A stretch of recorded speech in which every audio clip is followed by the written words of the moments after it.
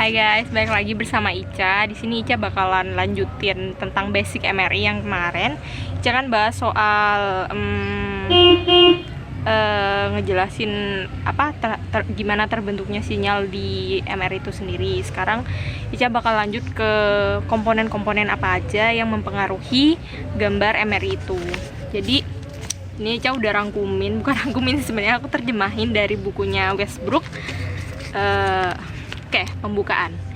Kenapa sih gambar MRI itu dikatakan lebih unggul, dan kenapa MRI itu pemeriksaannya lebih mahal, dan kenapa dia itu kayak dibangga-banggakan banget di radiologi. Nah, di situ tuh ada ceritanya.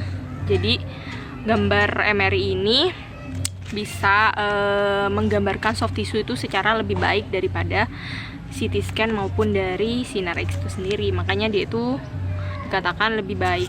Jadi modalitas rujukan ketika CT scan dan radiografi konvensional itu nggak bisa digunakan. Jadi di sini tuh kayak kalau kamu mau lihat saraf ataupun soft tissue yang benar-benar nggak bisa dilihat dari sinar X tuh bisanya di MRI.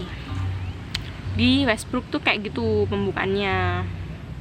Terus kayak dia itu bisa memvisualisasikan struktur anatomi yang lebih baik, kayak dari fitur-fiturnya, dari soft tissue-nya. Kalau misal ada abnormalitas dalam tubuh, jadi di situ tuh ada sequence yang bisa dia itu memperlihatkan abnormalitas dari tubuh pasiennya itu. Jadi kayak misalnya kita ngambil gambaran normalnya tanpa dikasih kayak sequence yang modifikasi.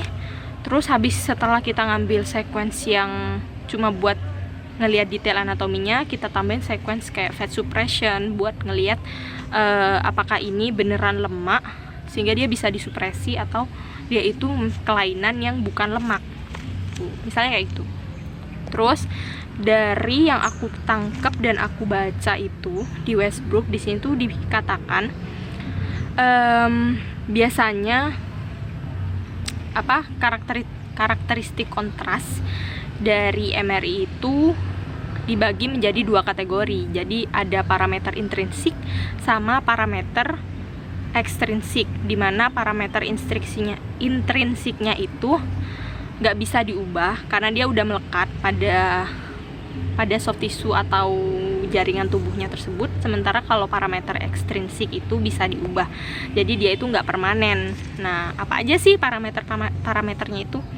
Nah, kalau parameter intrinsik itu di sini, kalau dimisalkan kayak di radiografi konvensional ya, itu di sini tuh diumpamakan, misal kalau pada X-ray konvensional, struktur yang dilewati oleh sinar X itu adalah parameter intrinsik. Jadi struktur yang dilewatin, jadi yang udah dilewatin sama sinar X itu nggak bisa diubah. Jadi ya udah itu aja, sama densitas dari jaringan itu nggak bisa diubah. Terus kalau parameter ekstrinsiknya itu apa? Kalau misalkan itu dia itu adalah faktor eksposinya, kayak misal KV, ME atau secondnya itu bisa diubah, itu disebut ekstrinsik.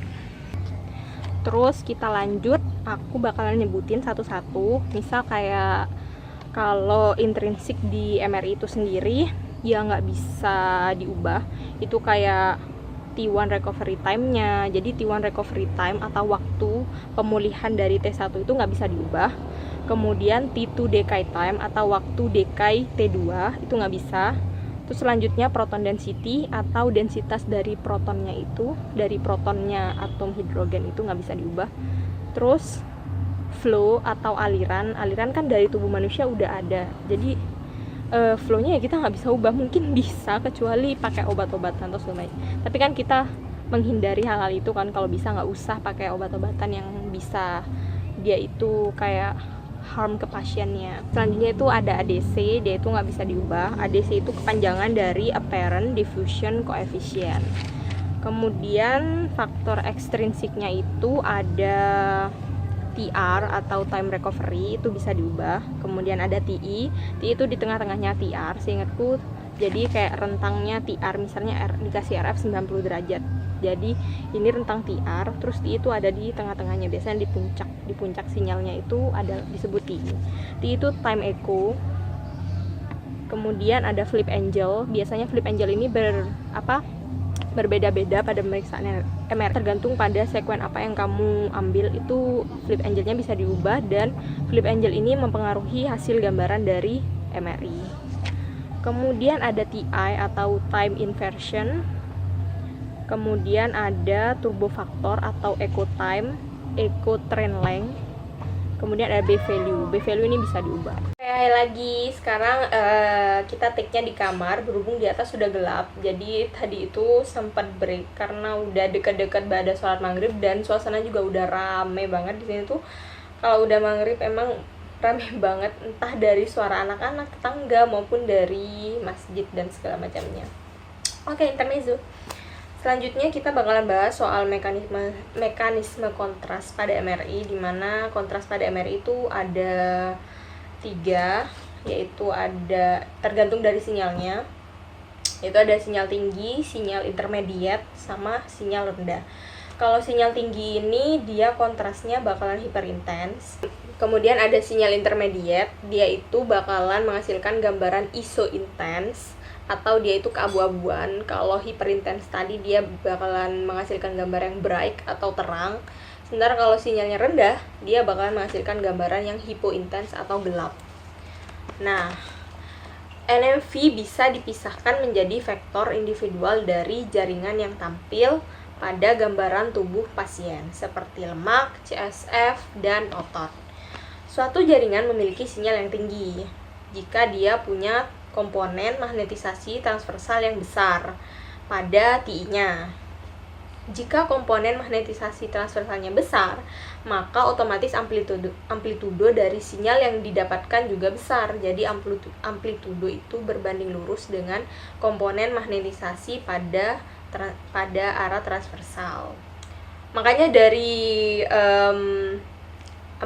amplitudo yang besar tadi itu dia menghasilkan gambaran yang hiperintens pada gambar MRI. Kemudian di sini dijelasin juga sebuah jaringan akan menghasilkan sinyal lemah atau sinyal yang kecil jika dia memiliki komponen magnetisasi yang kecil. Jadi ketika komponen magnetisasinya kecil, otomatis amplitudonya juga bakalan kecil pada TI-nya. Jika suatu jaringan memiliki komponen magnetisasi yang kecil, maka amplitudo dari sinyal itu yang didapatkan oleh koil itu kecil. Jadi sinyal yang diterima oleh koil itu jadi kecil. Hal itu tersebut ditunjukkan dengan gambaran hipointens tadi atau gambaran gelap. Gambaran kontras pada MRI didapatkan dari mekanisme T1 recovery dan T2 decay, serta proton density atau spin density. Jadi ini dasar banget, MRI basic banget, dimana T1 recovery, T2 decay, sama proton density. Kemudian selanjutnya aku bakalan bahas soal FID. FID itu kepanjangan dari free induction decay, dimana dia itu juga merupakan sebuah sinyal, nama dari sebuah sinyal. Jadi kepanjangannya itu sinyal FID atau sinyal free induction decay. Jadi ketika pulsa RF dimatikan, jadi pas kita kan awal-awal tuh ngasih RF, terus habis itu kan RF-nya dimatiin. Jadi RF itu kan buat ngasih energi ke inti dari hidrogen itu tadi. Kemudian ketika RF-nya mati, NMV-nya akan dipengaruhi oleh B0 lagi. Jadi NMV dari, kalian masih ingat gak sih NMV apa? Semoga saja kalian ingat, karena aku sudah rada-rada lupa. Jadi kalian mungkin bisa lihat videoku sebelumnya tentang basic MRI yang pertama. Di situ aku jelasin kata kunci NMV itu apa. Baik, kita lanjutin. Jadi NMV ini akan kembali dipengaruhi oleh B0, sehingga dia akan mencoba menyelaraskan kembali dengan medan magnet utama, yaitu B0. Nah, jadi kenapa dia kemudian menyelaraskan kembali dengan medan magnet utama, ya karena itu tadi, energi dari inti atom hidrogen itu yang dikasih dari RF itu udah habis. Ketika RF-nya dimatikan, otomatis dia bakalan kembali ke energi yang rendah. Nah, proses hilangnya energi dari inti atom hidrogen itu disebut dengan relaksasi. Dari relaksasi tersebut, NMV ini kembali sejajar dengan B0 karena inti dengan energi tinggi inti dari energi tinggi tadi itu kembali melewati energi rendah seperti yang aku jelasin barusan, dan mensejajarkan momen magnetik mereka pada arah spin up. Jadi dia itu kembali ke medan magnet utama, dia disebut spin up. Jumlah magnetisasi dalam bidang longitudinal itu secara bertahap meningkat. Ini yang disebut dengan recovery. Jadi recovery itu adalah jumlah magnetisasi dalam bidang longitudinal yang secara bertahap meningkat. Kemudian di sini juga ada pengertian dari decay, di mana decay itu adalah pada saat yang sama ketika dia recovery, tapi secara independen jumlah magnetisasi pada bidang transversal secara bertahap menurun. Jadi secara bersamaan itu terjadi recovery dan terjadi decay. Penurunan pada magnetisasi bidang transversal dan meningkatnya jumlah magnetisasi pada bidang longitudinal. Karena berkurangnya tingkat atau besarnya magnetisasi dari bidang transversal itu, maka berlakulah juga pada besar atau tingkat voltase atau tegangan yang diinduksi pada receiver coil. Jadi ketika besaran dari magnetisasi transversalnya itu berkurang, maka tingkat voltase atau tegangan yang diinduksi dari receiver coilnya itu juga berkurang. Induksi dari sinyal yang berkurang tersebut disebut dengan sinyal FID. Aku ulang kembali soal relaksasi tadi. Jadi selama relaksasi inti atom hidrogen tadi itu gara-gara matinya RF dan NMV kembali sejajar dengan B0, pada waktu yang bersamaan secara independen momen magnetisasi dari atom hidrogen kehilangan koherensinya karena depassing. Tadi itu depassing, perubahan fase. Relaksasi menghasilkan recovery magnetisasi pada bidang longitudinal dan decay pada magnetisasi pada bidang transversal. Kayak yang aku jelasin tadi ya, inget-inget lagi. Oke, sekarang T1 recovery. T1 recovery ini disebabkan oleh inti atau nukleus yang melepaskan energinya ke lingkungan atau kisi-kisi atau celah atau latis, di buku aslinya itu disebut latis, yang ada di sekitarnya, sehingga disebut spin lattice relaxation atau spin kisi, relaksasi kisi. Energi yang dilepaskan tadi menyebabkan momen magnetik inti untuk magnetisasi longitudinal recovery, atau dia itu terjadi pemulihan pada magnetisasi bidang longitudinal.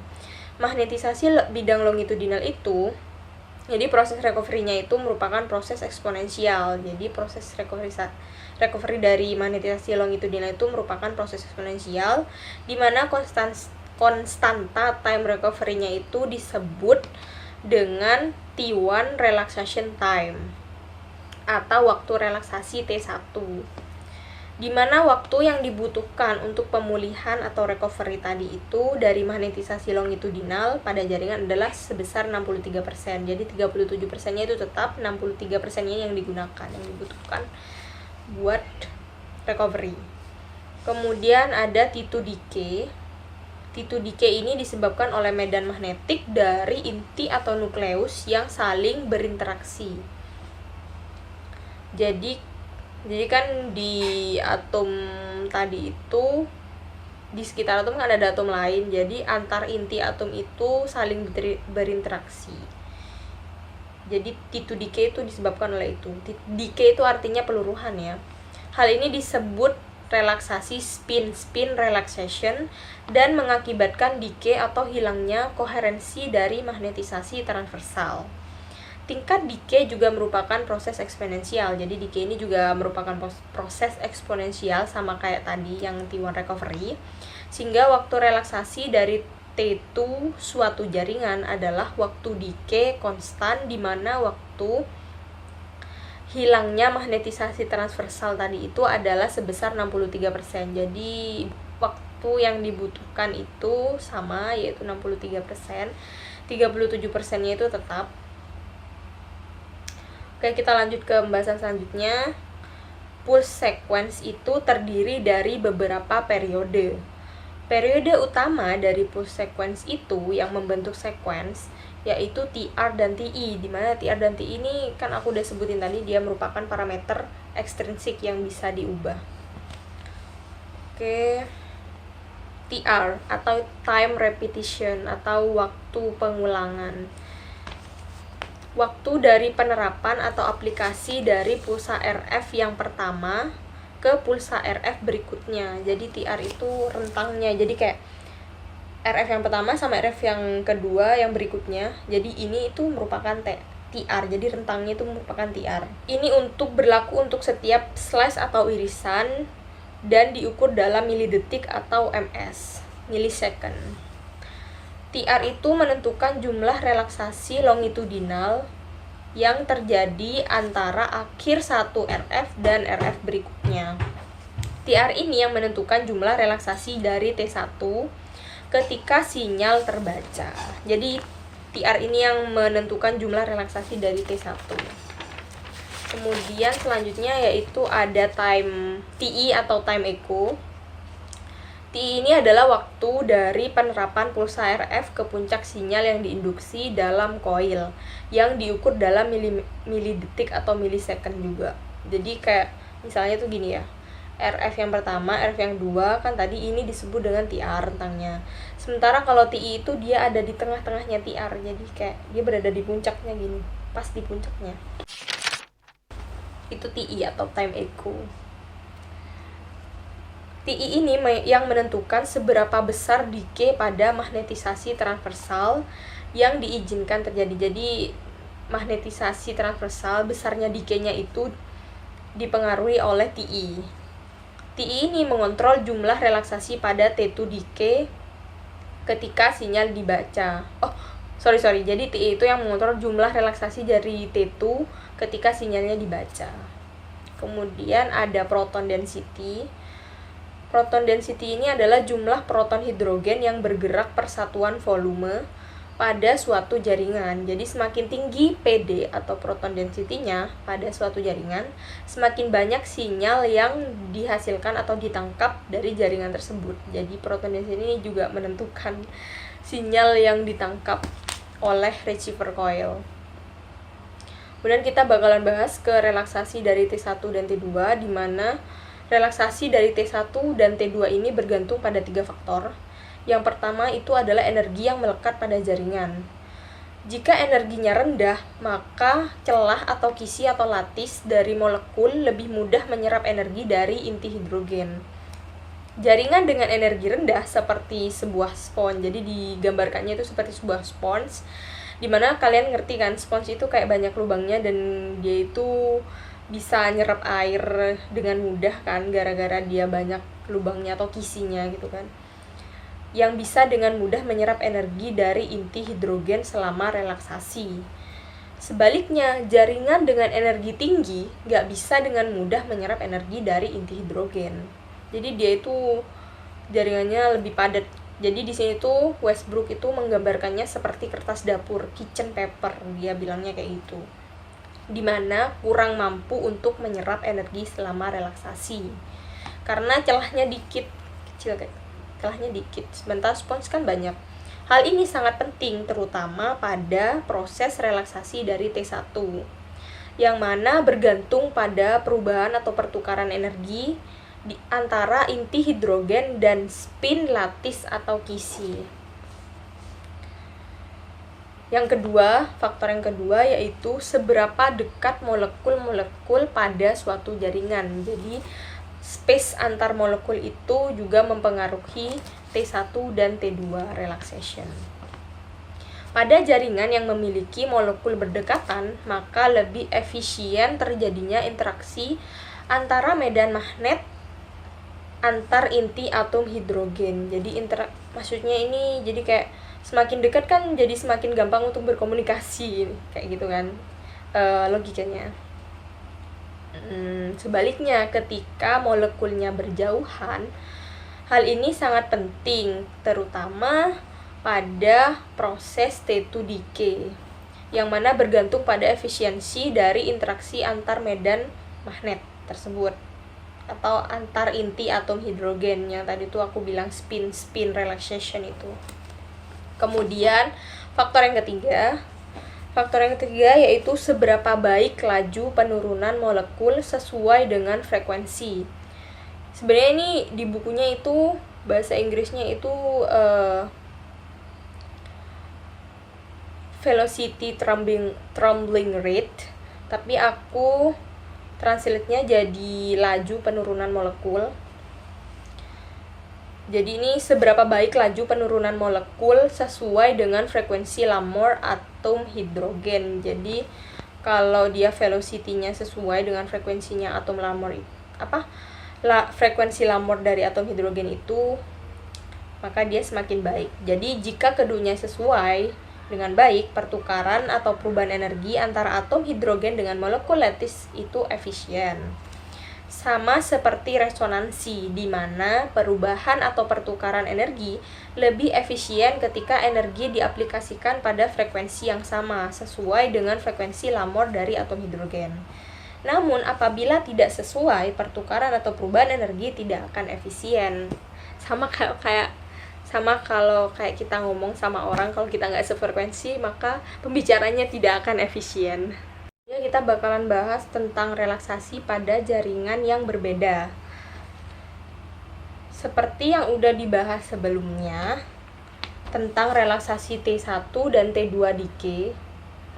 Relaksasi T1 dan T2 decay adalah proses eksponensial. Jadi kan keduanya sama-sama proses eksponensial.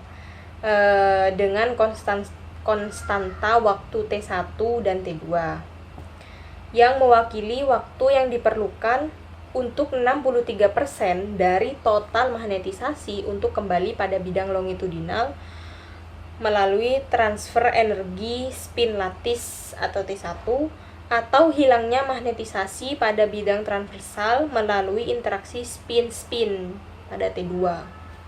Di mana pada bagian ini, pada pembahasan ini lebih tepatnya, kaitannya dengan kurva eksponensial dengan proses relaksasi dalam jaringan. Jadi ini bakalan yang menjelaskan kenapa relaksasi dari fat dan water itu berbeda, atau relaksasi dari lemak dan air itu berbeda. Oke, buat video selanjutnya kalian tunggu video aku selanjutnya ya, karena ini aku rasa udah lama banget dan udah panjang. Nanti kalian bosen, jadi tunggu aku pada pembahasan fat dan water.